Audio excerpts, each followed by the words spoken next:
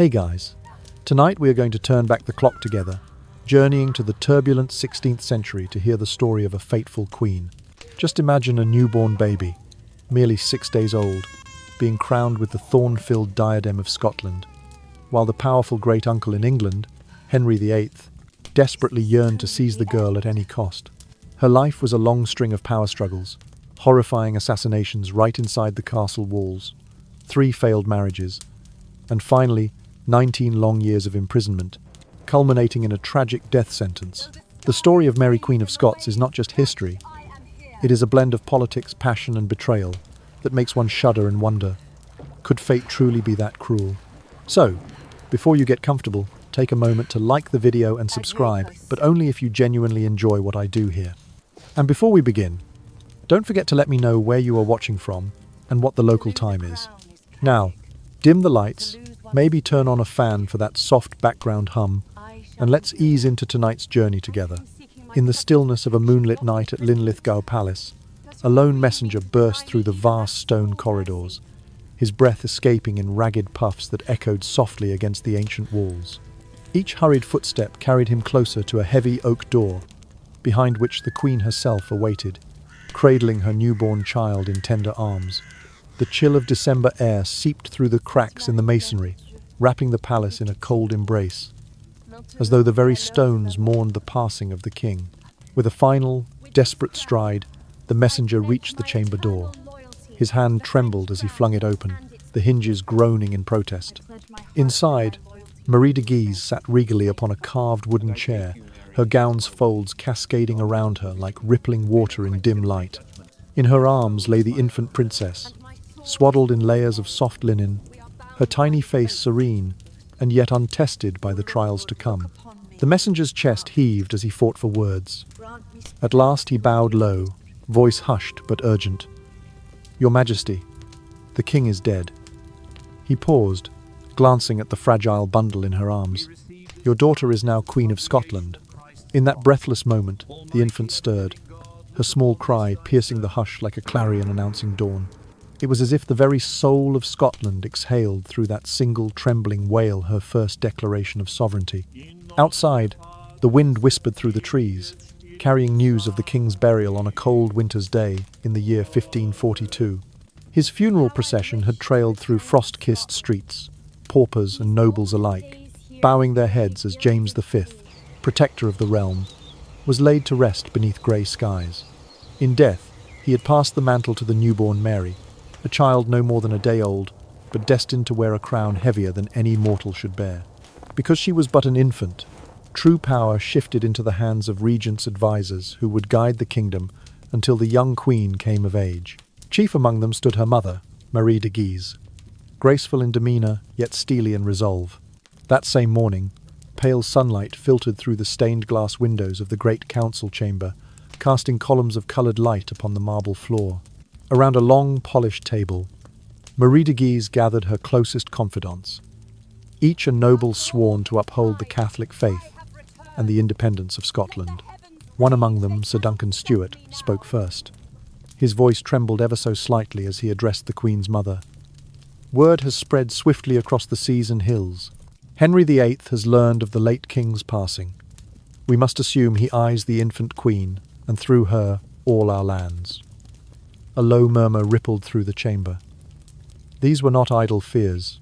Henry VIII, monarch of England, had a reputation for ruthless ambition, 6 marriages, 2 excommunications, a church severed from Rome, and a kingdom ever shifting beneath his capricious will. Marie de Guise included her head, the jewels at her throat catching the light. Her thoughts drifted to her daughter's tiny hands, so soft and vulnerable. "And if he does not recognize the legitimacy of our late king's heirs," she said, voice steady, "he will claim they are bastards in the eyes of the church. He has ever sought to secure a male successor, discarding wives as though they were trinkets. Yet now his path to an English crown stands threatened by our daughter's birth." At once, another regent, Lady Margaret Hamilton, leaned forward, worry creasing her brow. "He has proposed a marriage between Princess Mary and his own son, Edward. A union of crowns promised to bring peace, they say, but at the cost of our Queen's sanctity. Shall Scotland bow to a Protestant prince and undo our Catholic heritage? Heads shook in unison.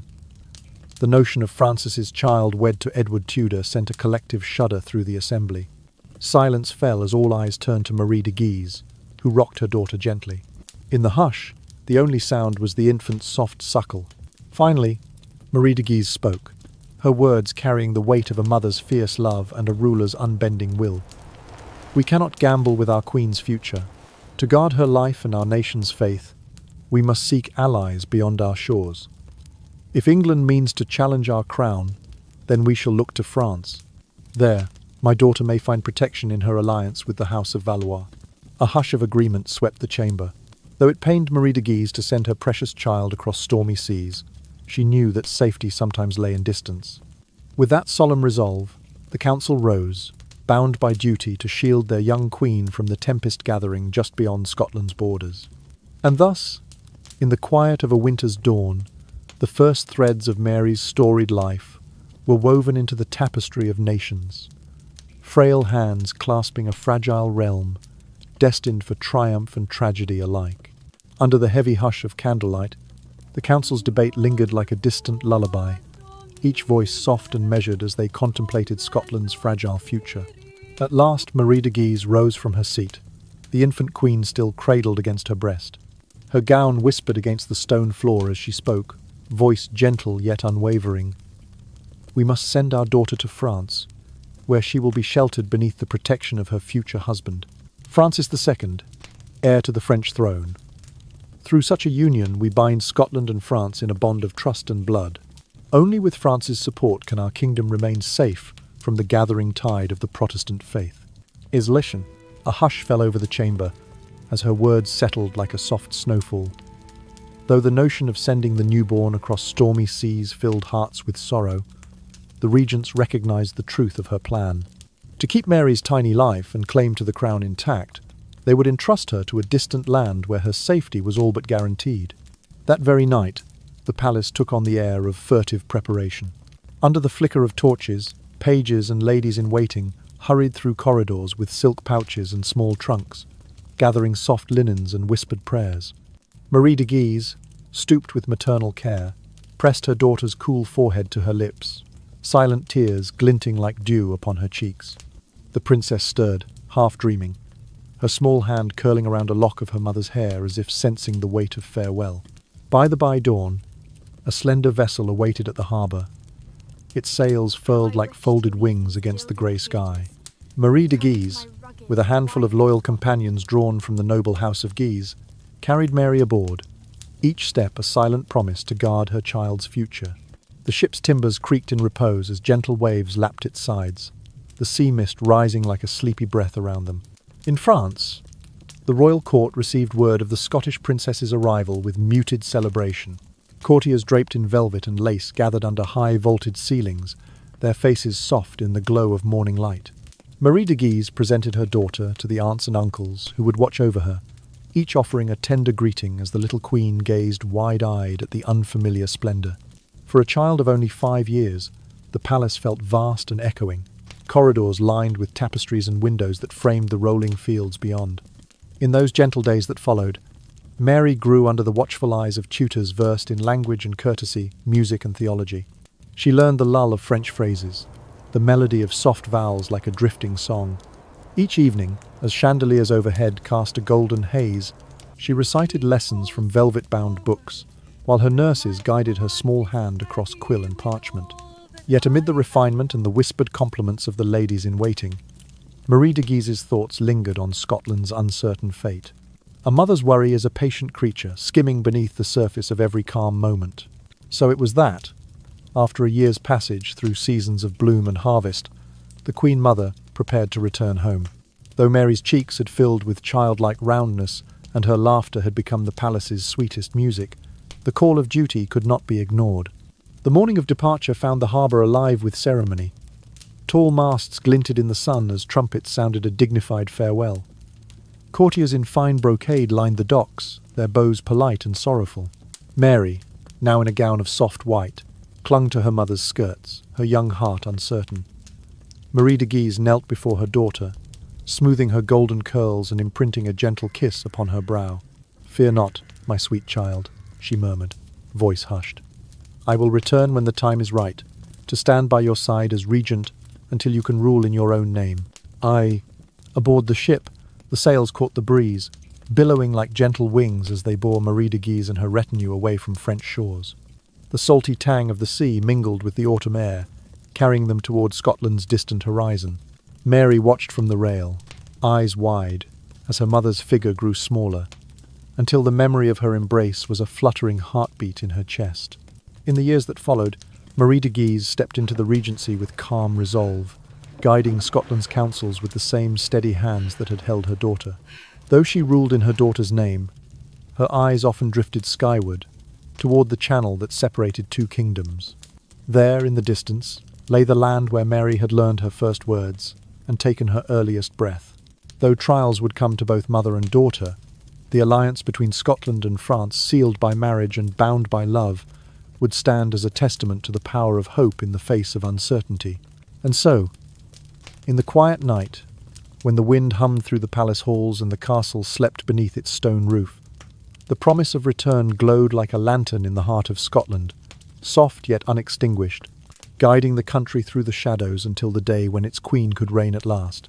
A gentle sorrow seemed to settle in the very marrow of Marie de Guise's bones as she bade farewell to her only child. In the grey hush of dawn, she stood upon the deck of the returning vessel with two of her most trusted companions, Princess Antoinette de Bourbon, whose soft laughter once rang through the French court, and the Duke François de Guise, whose steady presence had bolstered every council. Together, they sailed for Scotland's rugged coast, hearts weighted with longing, determined to stem the tide of Protestant influence and thwart any designs that Henry VIII might yet harbour against young Mary's throne. Meanwhile, in France, Mary grew up beneath the vaulted ceilings of royal palaces like a true French princess. For 12 years, she dwelt amid tapestries and whispered confidences, attending lessons with the finest masters of language, music, and statecraft. Each morning, the soft rustle of her silk skirts echoed through corridors as she passed from tutor to tutor, absorbing Latin grammar and the gentle cadences of French verse. At dusk, she would retire to her chamber, its walls adorned with paintings of queens past, and regale her wet nurse with eager questions about Scotland's highlands and the fierce hearts of her people. There, in the quiet glow of candlelight, Mary's mind took root in both lands, blossoming slowly with the knowledge she would one day need to govern. Then dawn broke on the 24th of April, 1558, a day that held promise as delicate as the petals of a spring rose. Beneath a canopy of silken banners in the chapel of St. John, Mary stood beside Francis II, her betrothed, whose youthful smile glowed in the soft morning light. Courtiers whispered prayers of thanksgiving as she slipped a slender ring upon his finger, and in return, he placed one upon hers. At that moment, the alliance of Scotland and France felt as unbreakable as the ancient stones of their shared history. Gentle sighs of relief passed through the assembled nobles. Hearts lightened at the thought of Protestant armies kept at bay by this union, of future peace blooming where once there had been only fear. Yet joy can be as fragile as spun glass. Barely 2 years later, Mary's world was torn asunder by tragedy. A courtier in the palace gardens delivered a hush-toned message that trembled through her very soul. "Your Majesty, your husband has passed away." Francis II, scarcely 16 summers old and hale of temper, had been felled by an ear infection that advanced with cruel swiftness. The physician's herbs and prayers had failed, and in a single night, Mary went from bride to widow. Her grief was as immediate as it was fierce. She ran through the winding corridors toward the royal bedchamber, tears trailing down her cheeks like quiet rain. The sight of his still-form flowers at his pillow gathering dust broke something tender within her. At just 18 years of age, Mary found herself cloaked in widow's black, her heart heavy with both loss and the sudden weight of solitude. In the wake of Francis's passing, the French crown passed to Charles IX. Though the palace walls echoed with the new king's proclamations, Mary found little comfort in his rise. The councillors, their robes rustling with formality, convened to decide her fate. They determined that France had no further need for its widowed queen consort. Her path lay back in Scotland, where her birthright awaited her. So for the first time in more than a decade, Mary journeyed home. When her ship glided into the harbour, lanterns flickered upon the masts, and citizens gathered to glimpse their long-absent sovereign. Though her return stirred open hearts and hopeful tears among many, she sensed the subtle shift in the air. The land she once knew had grown restless with change. The cottage prayers that once lingered on lips had given way to new sermons and sermons of reform. Places of worship stood transformed, as Protestant sermons replaced Catholic rites, and the faces of her people bore cautious expressions, warm yet distant, eager yet wary. Mary disembarked with a steady tread, her gaze sweeping across familiar hills now tinged with the promise of a new faith. In her breast burned a strange ache, gratitude for her loving subjects, tinged with the loneliness of one who has outgrown her childhood home.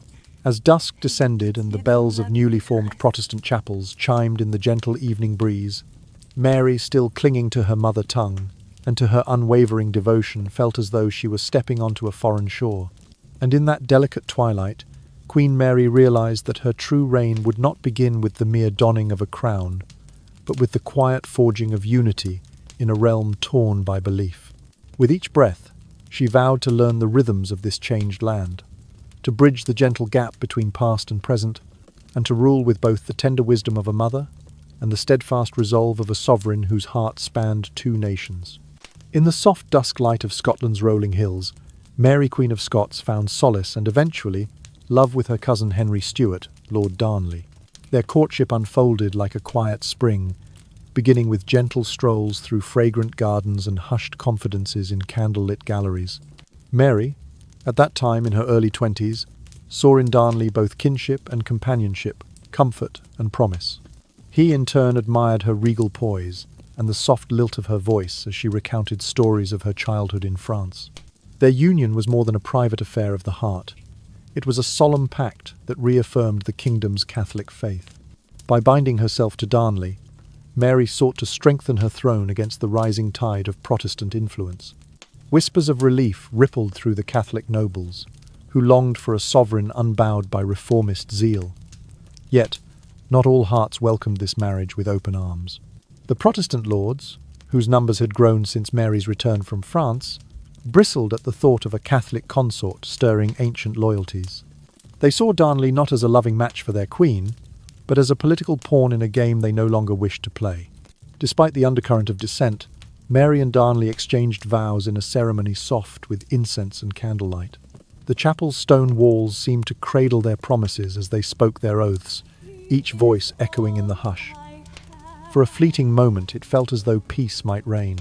Mary, radiant in her silk gown, gazed upon Darnley with trust, while he, unsure yet earnest, pledged his sword and his love. But happiness, like fragile glass, can crack under the weight of unspoken fears. Their marriage, by design a shield against political fracture, soon revealed fault lines neither had foreseen. Darnley grew uneasy under the glow of Mary's regal presence. He watched as courtiers gathered at her feet, offering counsel and confidences to a queen they adored. Mary's own secretary, David Rizzio, earned particular favour. His soft-spoken wisdom and steadfast loyalty made him a fixture at her side. Jealousy, a quiet predator, crept into Darnley's heart. He began to view Rizzio's counsel as a wedge between himself and his queen. On one storm-lashed night, Mary sensed danger in the hushed corridors. Unsettled, she sought out Rizzio to warn him of plots swirling in shadowed corners. Yet, some threats prove impossible to outrun. A few days later, the Grand Council chamber, bathed in warm sunlight, became the scene of unspeakable violence. As Mary presided over state matters, bedchamber curtains rustling with the breeze, a ring of soldiers burst through the carved doors. They flung her papers and scrolls onto the floor before seizing Rizzio with brutal force. Mary, heart pounding, watched in horror as they dragged him forward. Their daggers flashed in the golden light, each thrust a savage judgment. The walls reverberated with his cries, and Mary's own voice rose in anguished protest. Yet no plea could stay their blades. When the violence ended, red pooled at her feet, and the chamber fell deathly silent, broken only by Mary's stifled sobs. Through the blood and horror, Darnley emerged, a slow smile curving across his lips as though satisfied by the lesson he believed he had imparted. In that moment, Mary realized the depth of the rift between them. The bond that once offered her comfort had transformed into a tool of suspicion and violence. The tragedy did not end there. Not long afterward, Darnley found himself laid low by a persistent ear infection. He withdrew to the quiet seclusion of Field, an abbey nestled among gentle meadows where monks offered prayers and potions. Mary, weary of his cold distance, remained at court, her own mind burdened by the memory of Rizzio's blood. Yet fate has a cruel touch. One night, the abbey exploded in a thunderous roar that shook the fields like an earthquake. Flames licked the night sky as the building's timbers collapsed, sending plumes of smoke spiraling upward. When the smoke cleared and rescuers reached the charred remains, they found a scene as grim as any battlefield. The bodies of Darnley and his servant, strangled and left among the grass, far from the flames that had consumed their refuge. Mary received the news with an unsettling calm, as though she had long known this chapter would close in violence. Rumours ignited through Edinburgh and beyond. Some whispered that Mary had conspired with James Hepburn, the Earl of Bothwell, to dispose of a marriage that had soured into bitterness. She murdered her husband to end a loveless marriage, the scandalous tongues of her enemies declared. Whether Mary bore responsibility, or merely the weight of suspicion, the events at Field became the dark stain upon her reign. In the hush of her private chambers, she stared at the distant hills, where the abbey once stood, and wondered how love and betrayal had become so tangled that neither heart nor crown could escape the wreckage. In the quiet hush of Scotland's late spring, scarcely 3 months had passed since the tragedy at Field, when Mary found herself caught in a storm of fresh suspicion and outrage. James Hepburn, Earl of Bothwell, long whispered to be the architect of her husband's demise, strode by her side in a ceremony that shook the realm. Under vaulted cathedral arches, Mary and Bothwell exchanged vows in a subdued rite heavy with political overtones. Their union, meant to bind her fate to a powerful ally, instead ignited fury among nobles of every faith. Rumours swirled like mist across the moors. Some said Bothwell had forced Mary into marriage. Others claimed the two had conspired in Darnley's end. Line by line, the ink in dispatches spread the scandal from Edinburgh's cobbled streets to the farthest reaches of the Highlands. Protestant lords and Catholic peers found common ground in their indignation. They envisioned a queen whose moral compass had skewed so dangerously that only her removal could save Scotland's honour. Within weeks, a united force of noblemen and soldiers assembled at Carberry Hill. Their banners flapped in the gentle breeze, bearing crosses and heraldic beasts alike, symbols of divided loyalties now arrayed together in grim resolve. Under pale daylight, Mary and Bothwell rode forth to meet them. There, on the grassy slope, the lords demanded that Mary renounce her crown and Bothwell accept exile for his crimes. Though Bothwell, stalwart and defiant, found his spirit sapped by betrayal, Mary's heart must have trembled as she acquiesced. To save her son's throne, she laid down her sceptre in the face of overwhelming force. A pale hush descended as Mary was escorted away to the forbidding walls of Lochleven Castle. In her womb, the delicate promise of twin heirs had already faded, lost to the shock and sorrow of her capture. Now, with grief braided into her every thought, she found herself confined to a single, stifling chamber. The air inside was thick and warm. Sunlight filtered through narrow windows, casting slender beams upon the cold stone floor. Alone with her fears, Mary thought often of her unborn children, ghosts of a future that might never be. Yet even in captivity, Mary was not without hope. 2 loyal kin stepped forward in her darkest hour. George Douglas, the younger brother of the castle's captain, and his cousin, Willie Douglas, whose cunning mind moved unseen like a shadow in the night. They pledged to restore Mary's freedom, mindful that the fate of Scotland and of Mary's son hung in the balance. Their plan depended on a disguise as humble as it was audacious. First, George arranged for a laundress in the castle to aid Mary's escape. Draped in soiled linen and head veiled, Mary followed the woman through winding corridors toward the boat waiting at the shore. But just as freedom's breath brushed their necks, the ship's captain, vigilant and suspicious, recognized the Queen's gate beneath the coarse rags.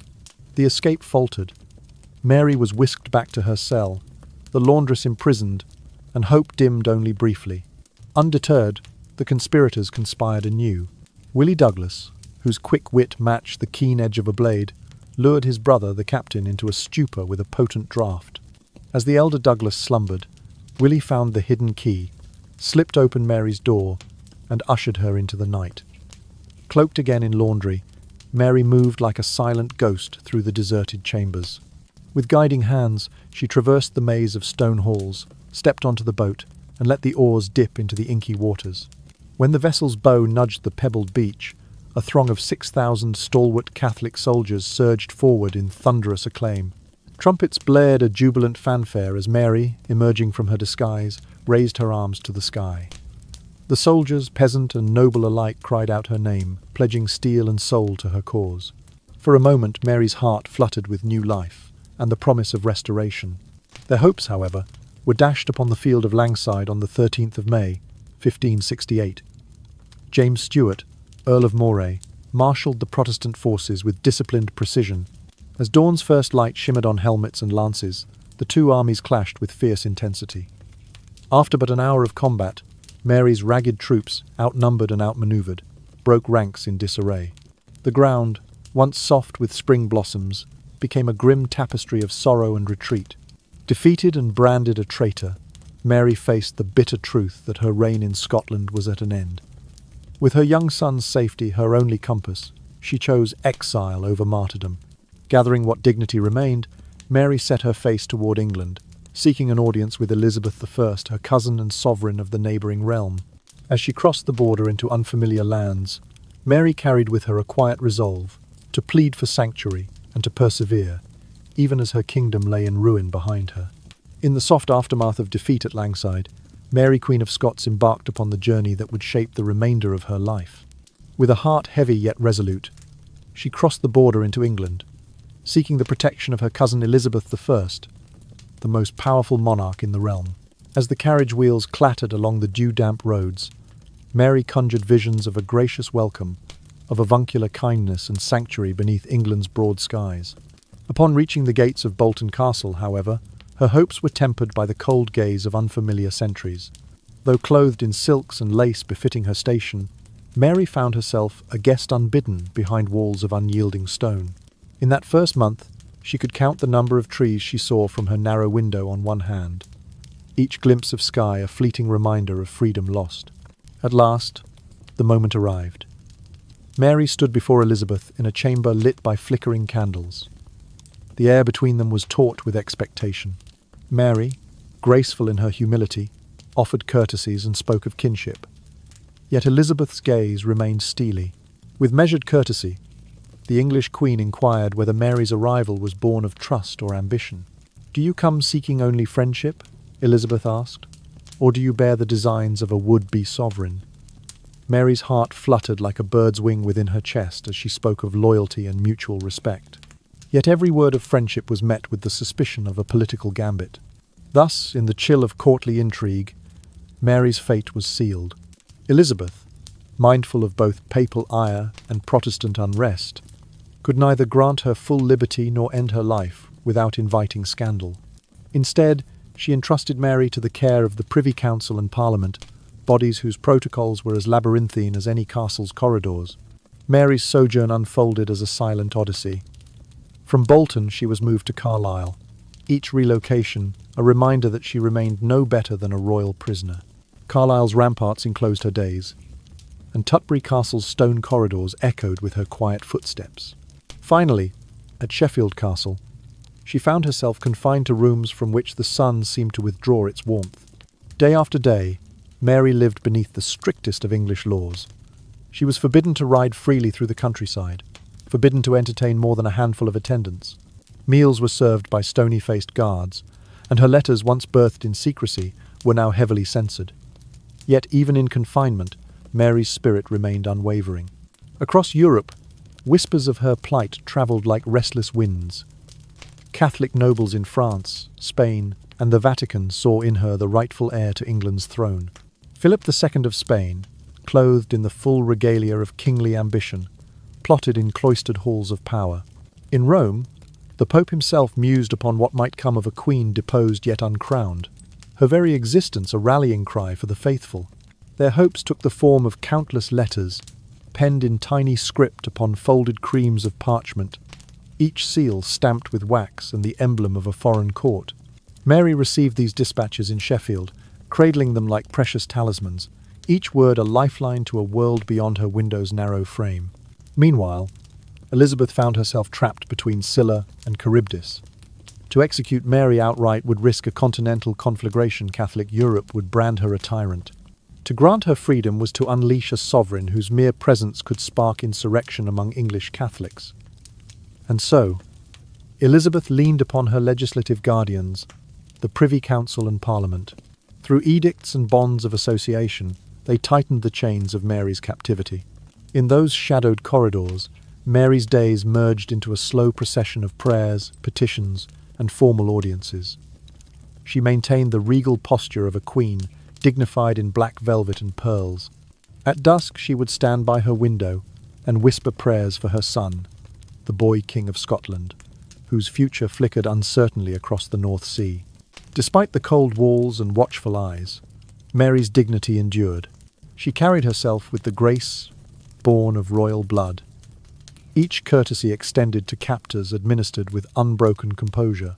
Her voice, though rarely heard beyond the castle gates, resonated in the hearts of those who believed in her claim. Thus, Mary's exile in England became a study in endurance, as measured and unhurried as the turning of the seasons.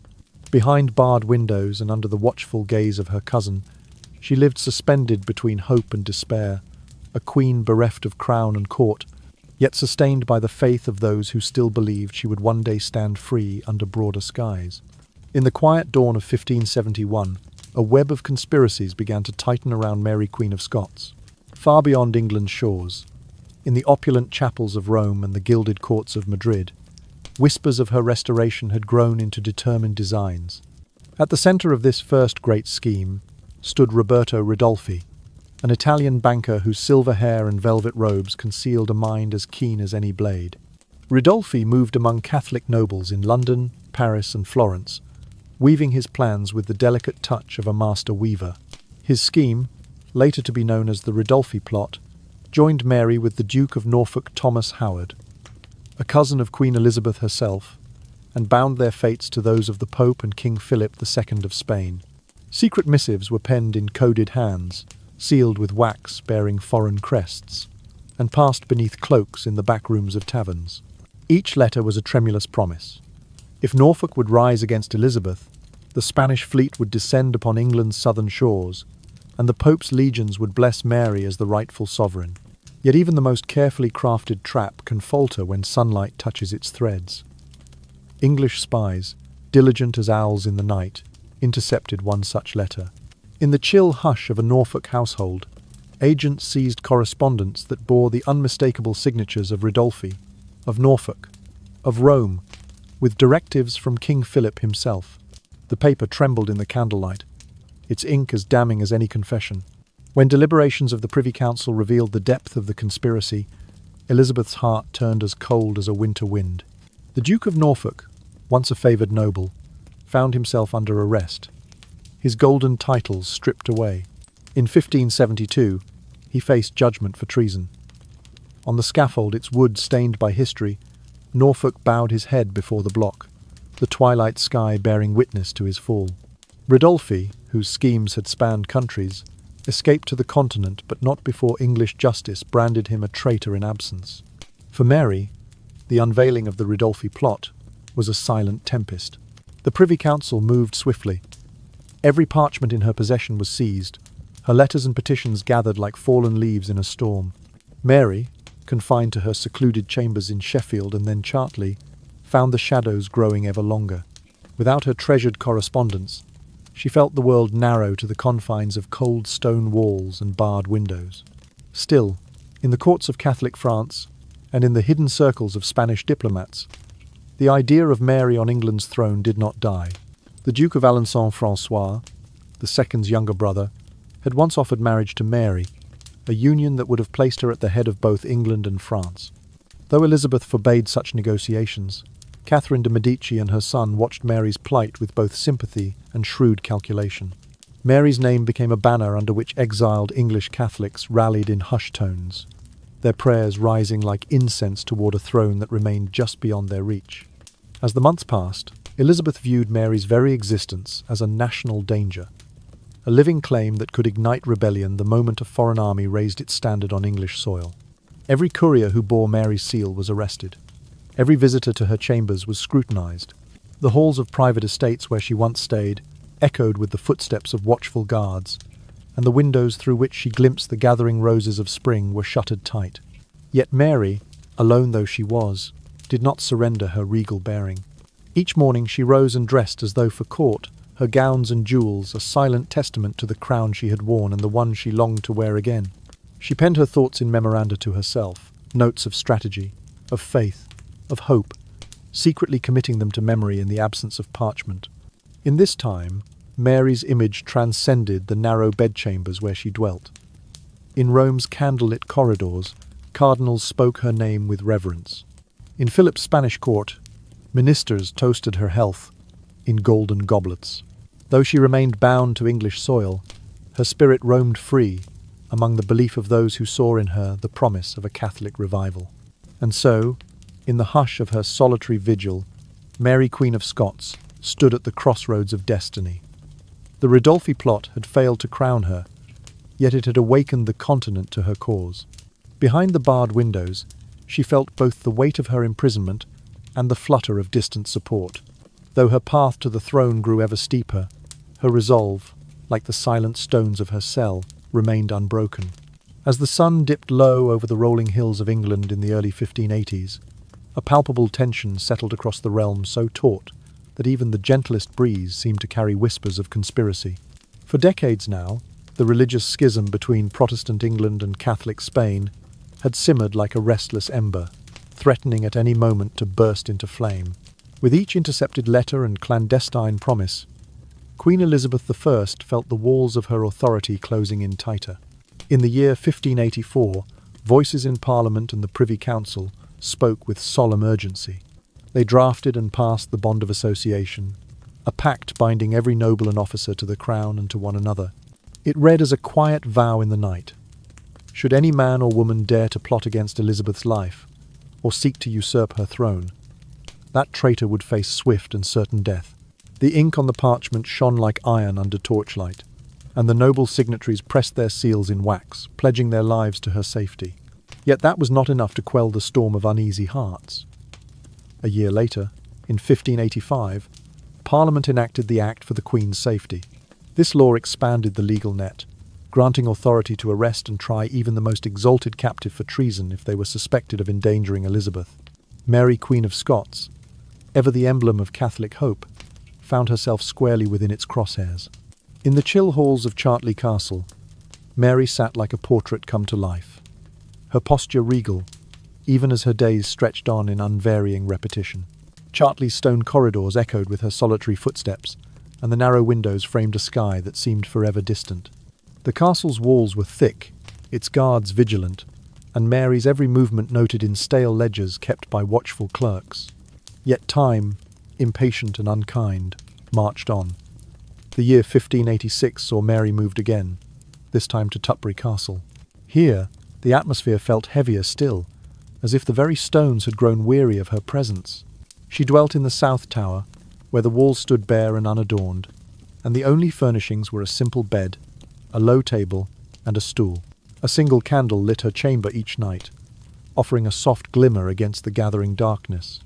Despite her isolation, Mary refused to surrender her spirit. Each sunrise found her at a small desk by the window, quill in hand, writing letters in minute, looping script. She enveloped each parchment in layers of cipher symbols and codes, woven through the ink like hidden threads, before sealing them with her signet ring. These missives carried whispers of hope and rebellion to Catholic allies abroad, to noblemen in France, to sympathetic clerics in Rome. In the dim quiet of her cell, Mary entrusted these letters with her deepest desires: the restoration of her crown, the protection of her faith, and the promise of sanctuary for her son. Yet no cipher is impervious to patient scrutiny. English spies, trained in the art of unraveling secrets, soon breached Mary's carefully constructed codes. Each intercepted letter was a treasure trove of revelations, schemes of rescue, offers of Spanish support, and plans for uprisings that might tilt the balance back in Mary's favour. Each discovery hardened Elizabeth's resolve to keep her cousin confined. For the Privy Council, every foiled plot reaffirmed the necessity of the bond of association and the act for the Queen's safety. It was as if Mary lived in the very eye of a storm, surrounded by shadows that shifted and flickered, never still. Her chamber, once a sanctuary of quiet reflection, became a theatre of surveillance. Guards stood silently in passageways, their armour dull beneath the torchlight. Messengers arrived bearing scant bread and ale, but never a word of the outside world beyond curt nods and stony faces. Yet Mary, for all her solitude, held fast to the dignity of her station. She walked her small room each morning, shoulders back, chin lifted, as though she still occupied the throne. When she dipped her quill in ink, her hand did not tremble. She greeted her few attendants with courtesy, and when her food arrived, she accepted it with gratitude, never faltering in her royal bearing.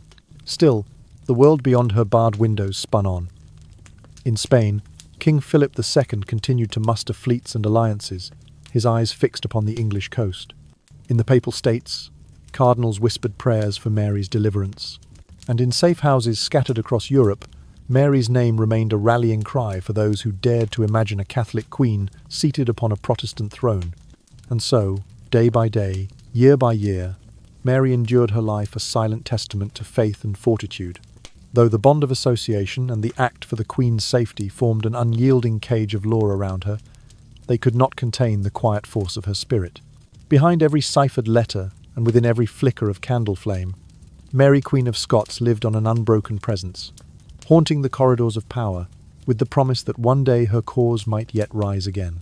In the year 1586, a new chapter of intrigue unfolded like a whisper in the night, drawing Mary Queen of Scots ever deeper into the shadows of conspiracy.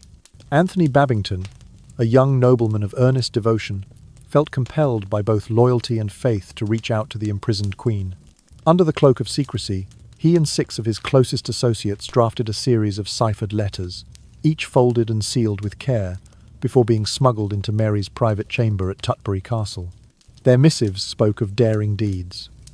They sought her approval to end Elizabeth's reign, offering steel and stealth to stand in vigil for a cause greater than themselves.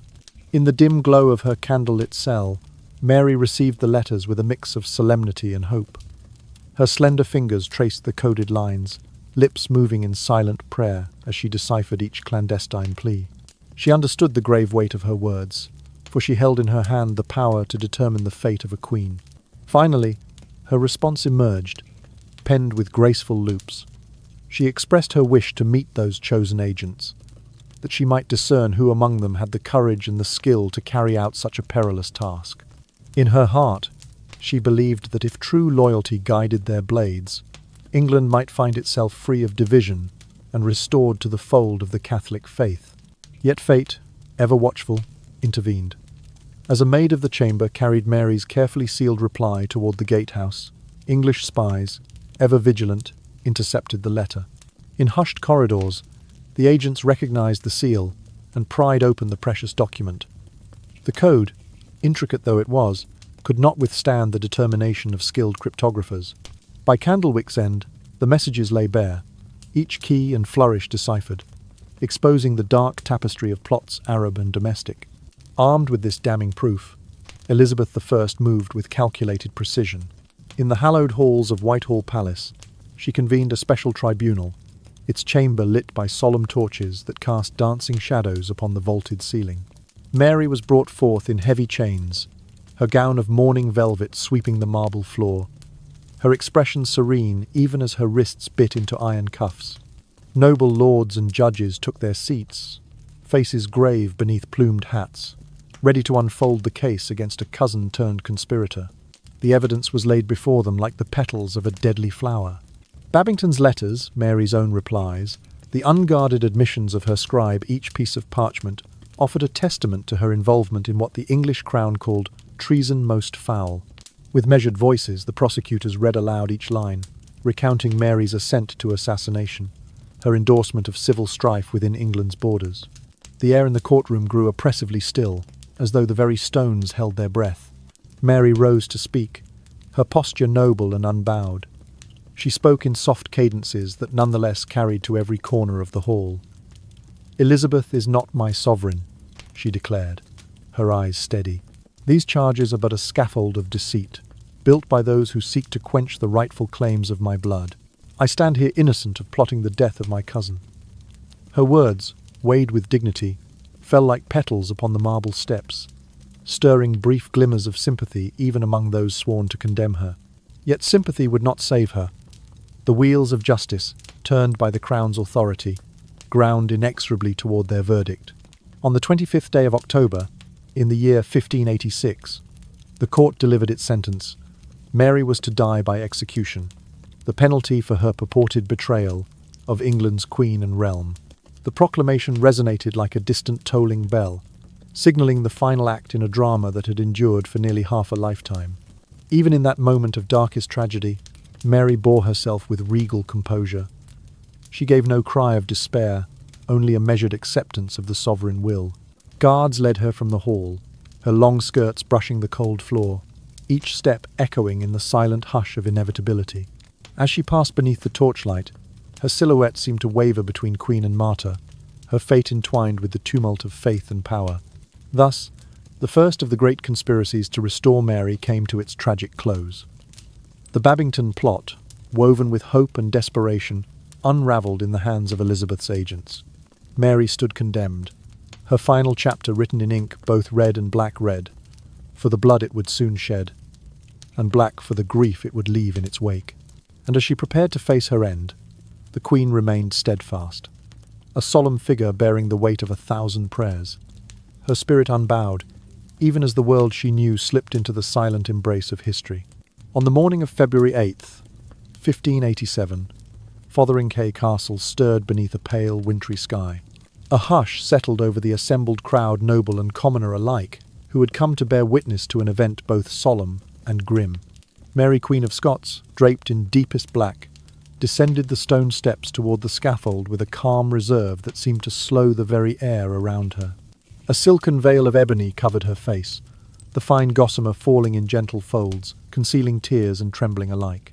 The wind moaned through the battlements, carrying the subtle bite of frost and scattering loose snowflakes across the flagstones. Winter's breath seemed to shiver through the courtyard as Mary moved forward, each step measured, as though she walked in a dream. The assembled mass's ears, strained in the cold, watched in sombre silence.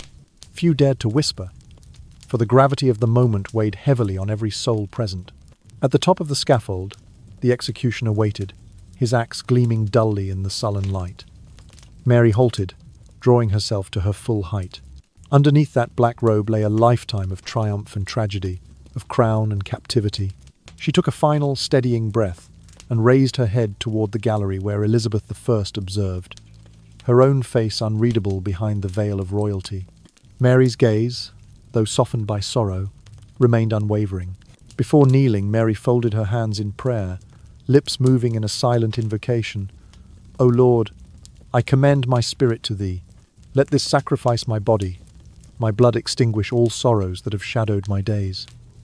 The words, though unheard by most, resonated in the hush, carried on the winter air like a lullaby for the broken. Then, at the solemn command, "Execution," the executioner swung the axe in a swift arc. But fate, unpredictable as the turning of seasons, intervened. The first blow, meant for the nape of the neck, found its mark too high. The blade tore into Mary's hairline and into the back of her skull instead of her collar.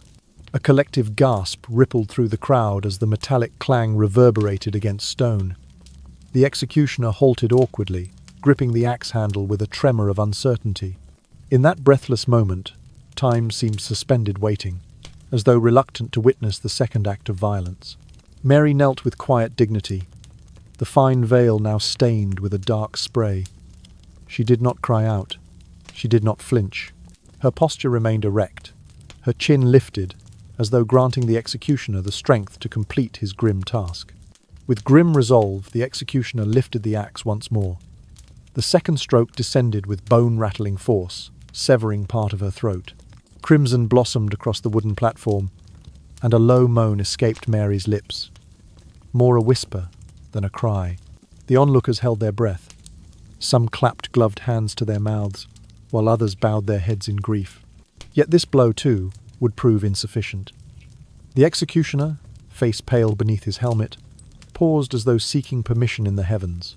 Then, with a third, determined swing, the axe bit true, its edge slicing clean through the remaining flesh and bone. Mary Queen of Scots' head fell upon the scaffold with a soft thud, rolling once before coming to rest at the executioner's boot. An eerie stillness followed, broken only by the distant caw of a gull or the rustle of gathered robes. Many in the crowd recoiled in horror. Some turned away, eyes squeezed shut against the ghastly sight. A handful, overcome by the spectacle, succumbed to bouts of nausea, their faces contorted as they fled the platform's edge. Elizabeth I, standing at her appointed place of observation, felt her breath catch in her throat. Though she had sanctioned this final act, the sight of her cousin's severed head brought tears unbidden to her eyes. The veil of monarch and cousin blurred as she stared through the gathering gloom, her lashes glistening with unshed sorrow. Below on the scaffold, the executioner raised Mary's head by a lock of her dark hair and proclaimed his voice hollow yet loud enough for all to hear. God save Queen Elizabeth. May all the enemies of the true faith perish thus. His words, intended as a triumphant declaration, fell flat in the icy wind, echoing oddly against the silent stones. Then, as the crowd dispersed under the pale winter sun, a veil of mourning descended across the land. Mary's body, though laid to rest away from Scotland's green hills, carried with it the memory of her piety and resolve. The events at Fotheringhay became a quiet legend, whispered in convents and courtly halls alike, a final testament to a life that had spanned triumph and tragedy, crown and captivity. And as dusk fell that long, sorrow-laden day, the chill of winter seemed to deepen, as if the very earth was mourning the passing of a queen whose tale would endure in hearts and histories long after the scaffold's timbers had rotted away. In the quiet cloisters of Peterborough Abbey, the final chapter of Mary's earthly journey was written in hushed reverence. With solemn ritual, her body bereft now of head and crown was interred in consecrated ground, the soft rustling of monks' habits blending with the whisper of winter's breeze. Her severed head, too, was laid to rest alongside her limbs, wrapped in fine linen and laid upon a simple bier. Though Mary had been an exile, and in the eyes of many a forbidden foe, her funeral drew tears, even from hearts long hardened by politics. Across England, word of Mary's burial spread as a tide of empathy. In cathedral towns and royal courts alike, gentle candles were lit in memory of a queen who had once walked those very halls. Her death severed the last thread of Catholic hope in England for a generation. With Mary gone, there remained no living symbol around whom the faithful might rally to overturn the Protestant ascendancy. Yet this ending also wounded Elizabeth in a place deeper than any political cut. She had borne the weight of family blood in her hands, and though Mary had been her rival, she had also been her kin. In distant courts on the continent, rumours swirled of European nobles weeping before Mary's coffin. Ambassadors in Madrid spoke of lavish masses said in her honour. Envoys in Rome reported cardinals kneeling in prayer for her soul. The diplomatic landscape quivered at the thought of alienating Catholic powers, who saw Mary's execution as a grievous sacrilege. Yet Elizabeth, ever shrewd, maintained a studied silence. Publicly she offered no triumph, no boast, only a cold, measured composure. In private chambers, she wrestled with remorse and duty, balancing justice with mercy as though on a razor's edge. Within England's borders, the laws that had once bound Mary so tightly began to loosen their grip. The bond of association and the Act for the Queen's safety, once employed to cage a cousin, no longer demanded the same ruthless enforcement. In their place, a new spirit took root. The sense that Elizabeth's reign, forged in trial and smoothed by mercy, had ushered in a stable order. Yet the echoes of Mary's trial and execution lingered like distant thunder. The precedent set by her downfall became a shield in the hands of later monarchs, proof that any would-be usurper, whether foreign prince or homegrown conspirator, could be dealt with swiftly and without mercy. As the years following 1587 unfolded, England turned its gaze inward, laying the foundations of a nation united not by fealty to a single church, but by loyalty to a sovereign who embodied its hopes and fears. Elizabeth, once the vulnerable daughter of a king, who had severed ties with Rome, now stood as the Virgin Queen, a monarch whose iron will had held firm against storms of schism and sedition. In the councils of state, courtiers spoke her name with reverence, likening her to a steadfast oak that weathered every gale. By the dawn of the new decade, England entered an age of prosperity and exploration. Ships, their sails full of wind and promise, carried English merchants and adventurers to distant shores. The silver of the New World flowed into English coffers, funding the arts and the sciences, while playwrights penned dramas beneath the flicker of candlelight plays that would one day immortalize the reign of Elizabeth and the tragedy of Mary. Yet beneath every flourish of celebration, that quiet memory of a queen laid to rest in clerical hush remained. In stately homes and humble cottages alike, families passed down the tale of Mary Queen of Scots, her beauty, her trials, her unwavering faith. Mothers whispered the story to children at twilight, lulling them to dreams of star-crossed royalty. Scholars in universities debated her legacy. Was she martyr or rebel, saint or sinner? Each perspective bore its own truth, a reflection of shifting faiths and loyalties. Through it all, Elizabeth's hand guided the realm with a gentle firmness. She knew that mercy tempered by strength could forge a lasting peace. And so, the execution that had so long cast a shadow across her soul became, in her eyes, a necessary crucible through which England emerged more resolute, more unified, more determined to chart its own destiny. When Elizabeth at last felt her years drawing near, she looked back upon her reign as one marked by both triumph and tragedy. In the silence of her private prayers, she remembered Mary cousin, rival, and casualty of a world torn between faiths. And as she surrendered her crown to James VI of Scotland, son of Mary, she did so with the knowledge that the nation she had guarded would remember both queens, one as the monarch who reigned in peace, the other as the martyr whose passing echoed through the ages. In the end, Mary's death at Fotheringhay and her burial at Peterborough became more than footnotes in a queen's biography. They became the closing notes of a sorrowful lullaby, sung softly through generations, reminding all who heard it of the fragile dance between power and compassion, justice and mercy, life and the quiet embrace of death. Beyond England's shores, Mary's martyrdom sent ripples through the corridors of European power, reaching the ear of King Philip II of Spain. To Philip, Mary had been more than a cousin to Elizabeth. She was a symbol of the true faith's resilience against Protestant rule. When he learned of her execution at Fotheringhay, his grief swiftly turned to resolve. He swore to avenge her death and to restore Catholicism to England, setting in motion what would become one of history's greatest maritime conflicts. By 1588, Spain's mighty armada, an armada so vast it stretched for leagues upon the horizon, laid siege to the English Channel. Comprising nearly 130 galleons, galleys, and supply ships, the fleet bore not only cannons and soldiers, but the fervent hope of Philip's court. Its mission was twofold: to overthrow Elizabeth I, seen as the reigning heretic, and to avenge the death of Mary, the true Catholic queen. Elizabeth, informed by her spymasters of the Armada's assembling, took counsel hastily yet with calm determination. The English Channel's narrow waters were inhospitable to slow, unwieldy vessels, and Elizabeth's seasoned captains, men such as Sir Francis Drake and Lord Charles Howard, understood the winds and tides as loyally as any compass. They devised a strategy of hit-and-run assaults, using small, nimble frigates to harass the Spanish fleet, drawing it away from the safety of its formation. When the Spanish Armada set sail under Duke of Medina Sidonia, its sails filled with the morning breeze like the chest of a rising giant. England braced for invasion. The fleet's slow advance toward Calais allowed the English to strike first.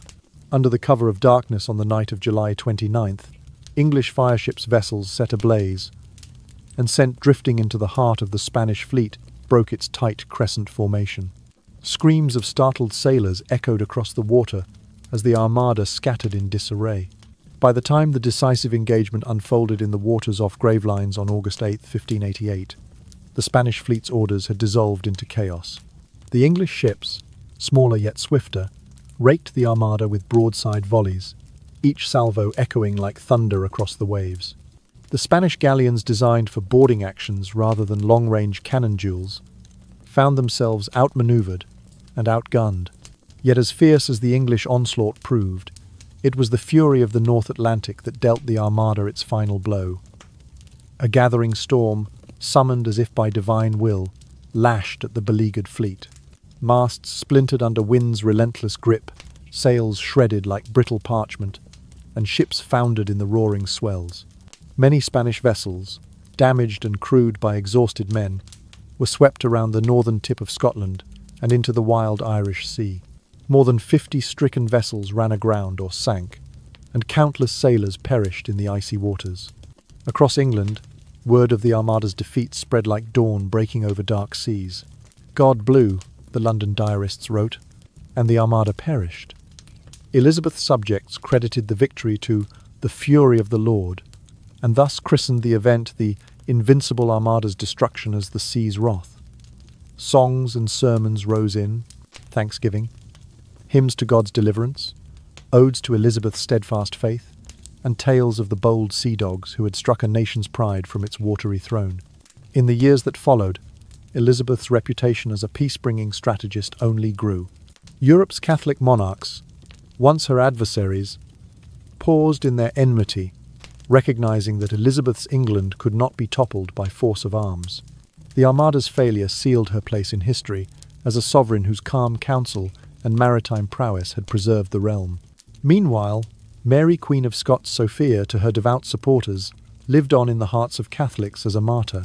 Churches on the continent rededicated stained-glass windows in her memory, depicting her as a serene figure at prayer, crown at her feet, bloodied but unbowed. Artists captured her visage in devotional portraits, each image bearing the solemn promise that her cause was not lost with her mortal shell. Thus, in the winter of 1588, Elizabeth I stood unchallenged, her crown unshaken by Spain's greatest armada. The defeat secured Protestant ascendancy in England, while Mary's execution and subsequent veneration across Europe crystallized her as a symbol of resistance. So it was that two queens, one triumphant upon the waves, the other immortalized in faith, became entwined in the tapestry of history. Their legacies, carried on in lullabies and chronicles alike, remind us that even amid the roar of cannon and the fury of storms, the quiet endurance of conviction can change the course of nations. As the 17th century dawned, the tides of fate carried James Stuart, only son of Mary Queen of Scots, across the narrow seas to claim 2 crowns instead of 1. On the 24th day of March in the year 1601, James VI of Scotland was proclaimed King of England, taking the regal name James I. In a grand ceremony at Westminster Abbey, he wore the double crown of both realms, uniting crowns once divided by conflict and blood. In his opening address, James spoke of his mother with gentle reverence, noting that though she had passed under tragic circumstances, her memory burned brightly in the hearts of her descendants. "Let it be known," he declared, voice echoing beneath the abbey's vaulted arches, "that I bear this crown in honour of my mother's sacrifice, and I shall strive to govern with the wisdom she so cherished." The congregation murmured in approval, for many had come to believe that through James's reign, the wounds inflicted by Mary's imprisonment and death might finally begin to heal.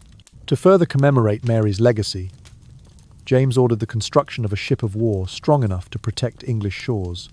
Launched from the shipyards of Woolwich, this vessel, christened the Mary Tudor, rose from the waters like a silent promise. Its tall masts and sturdy hull symbolized not only the union of 2 kingdoms, but the enduring faith a son held for his mother.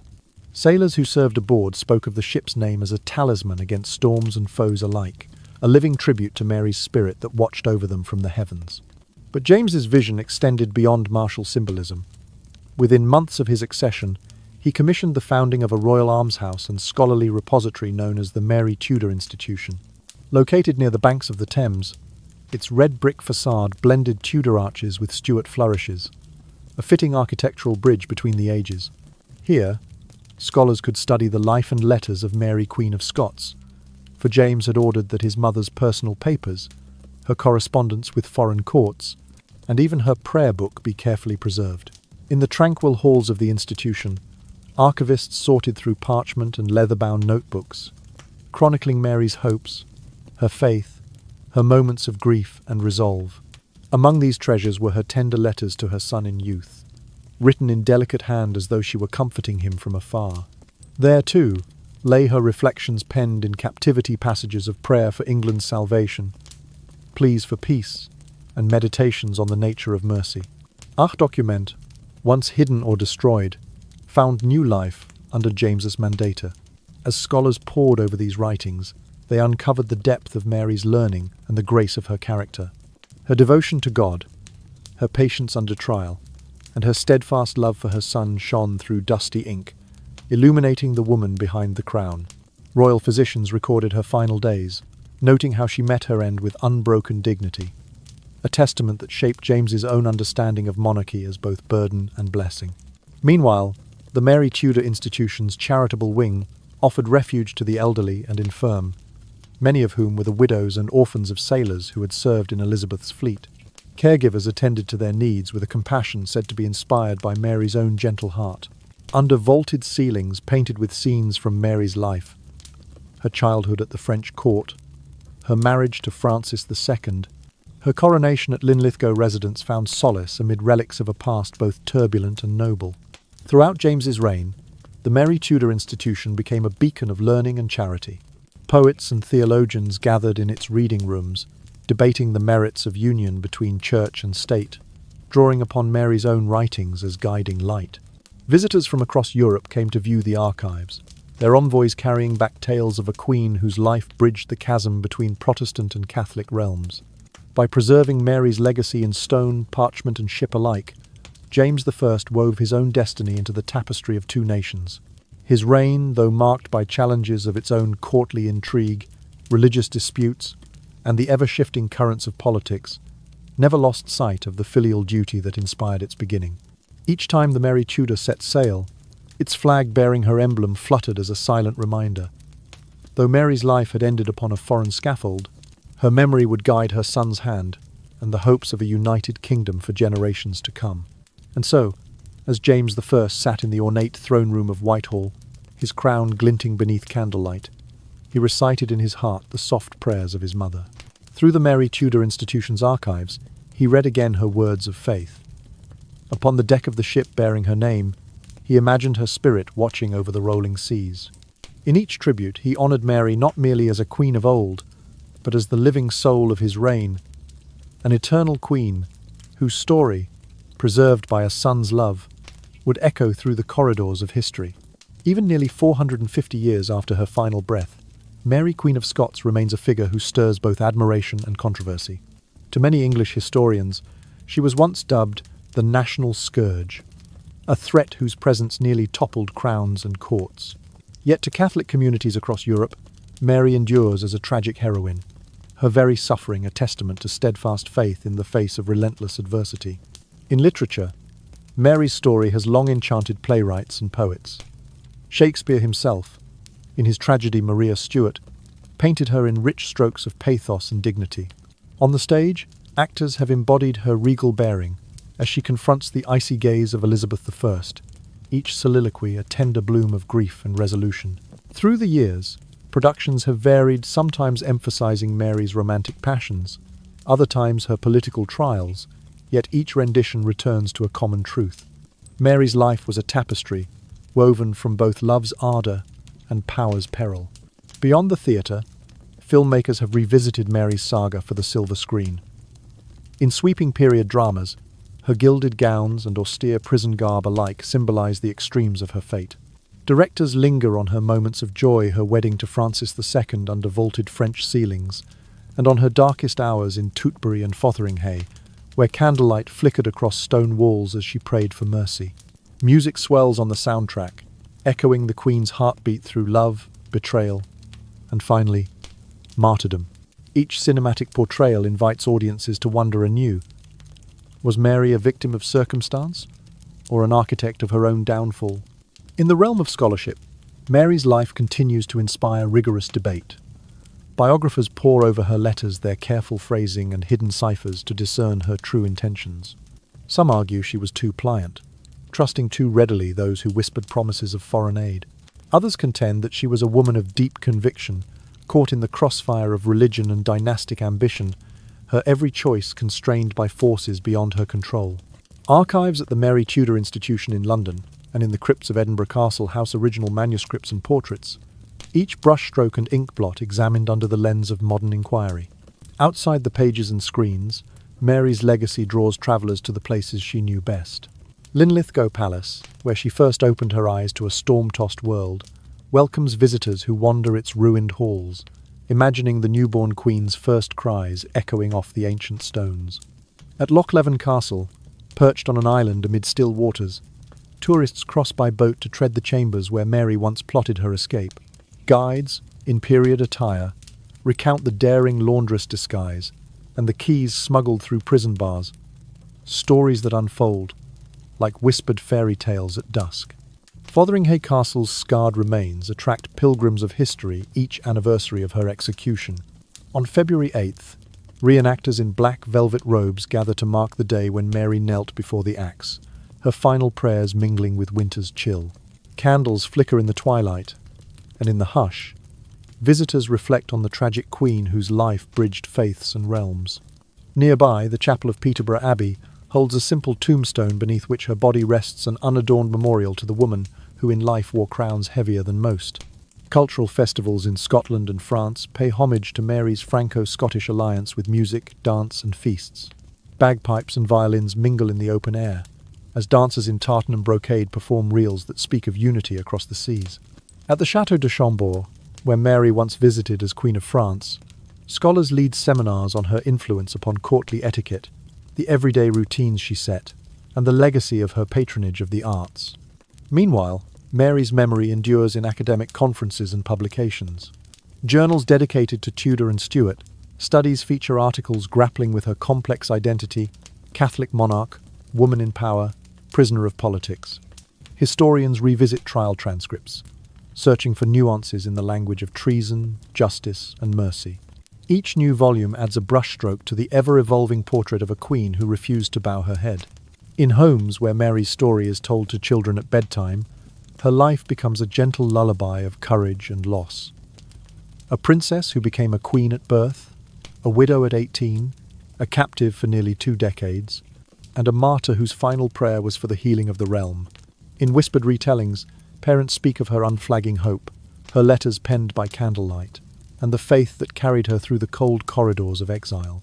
Thus, Mary Queen of Scots lives on an emblem of the fragile interplay between love and power, devotion and despair. Whether reviled or revered, she remains a queen of legend, her story a quiet refrain drifting through theatres, archives and ancient castles. In each season's turning spring's bloom at Linlithgow, summer's warmth at Loch Leven, autumn's golden light at Fotheringhay, and winter's hush in Peterborough, Mary's memory endures, a timeless echo in the halls of history. In the hush of history's long exhalation, the tale of Mary Queen of Scots offers gentle yet sobering lessons for any who would seek power amid the storm of faith and ambition. First, it reminds us that religious politics is a labyrinth of shifting shadows and hidden blades.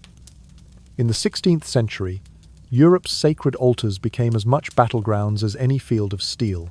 Mary, born of Catholic blood, found herself ensnared between rival creeds, each whispering promises of salvation while concealing schemes of betrayal. Her story teaches that when faith and politics entwine, loyalty may fracture as readily as glass under strain. Second, Mary's life shows that the throne, no matter how gilded, is no refuge for the faint of heart. From her first breath in Linlithgow Palace to her final moments at Fotheringhay, she bore the weight of a nation upon her tiny shoulders. Yet the burdens of sovereignty demand more than birthright. They require unyielding resolve. Mary's gentle nature, her compassion and intelligence, were not enough to shield her from the ruthless machinations that swirled around her. In the court's candlelit halls, ambition often outshone integrity, and those who ruled needed the steel of conviction to withstand ambition's blows. Third, the bonds of family, even royal kinship, cannot always withstand the currents of intrigue. Mary's kinship with Elizabeth I might once have been a bridge between kingdoms, yet blood proved no barrier against suspicion. Cousin became adversary, and compassion yielded to caution. Their relationship illustrates that in the pursuit of power, affection may falter, and familial ties can be severed by the same ruthless logic that prizes thrones above all else. Amid these harsh truths, Mary's own life shone like a lone rose blossoming in a gale. As a Catholic queen in a Protestant world, she embodied both the beauty and peril of her faith. Her devotion lent her strength, yet it also marked her as a target. In her captivity, she prayed with unwavering faith, her voice rising above stone walls and iron bars. Her suffering became a testament that courage born of conviction can endure even the bleakest night. Ultimately, Mary's journey was cut short by conspiracies that outstripped even her own trials. From the murder of her secretary to the explosion that took her husband's life, each scheme pierced her world like an arrow through silk. Yet in every betrayal, she found the quiet dignity to meet her fate with grace. Her final steps upon the scaffold were an act of defiance against despair, a last lesson that a queen's true power lies not only in her scepter, but in her spirit. Today, Mary stands as more than a footnote in dusty chronicles. She is a symbol carved from tragedy. She reminds us that power, like a fragile bloom, may open in radiant beauty, yet may be felled by a single harsh gust. Her life whispers to us of love, love for country, for faith, for kin that endures beyond betrayal. It speaks of destiny, that tapestry woven of choices, chance, and circumstance, upon which each soul must stitch its own design. Thus, as we drift into reflection, let Mary's story settle in our thoughts like the soft fall of twilight. Let us remember that the corridors of power echo with both hymns and dirges, that hearts must be as steadfast as crowns are heavy, and that even in the darkest hour, the human spirit may still bloom with quiet, enduring grace.